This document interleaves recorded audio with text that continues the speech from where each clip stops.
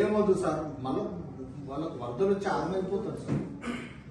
గత 4-5 నేను ఉన్నప్పుడు అయితే వీళ్ళకి ఎంత పెద్ద వానలు పడ్డా, ఆ కుంభవర్షాలు వచ్చిన తర్వాత మళ్ళీ ఎంత పెద్ద వానలు పడ్డా ఒక్క చుక్క నీళ్ళు రాకుండా చేసి,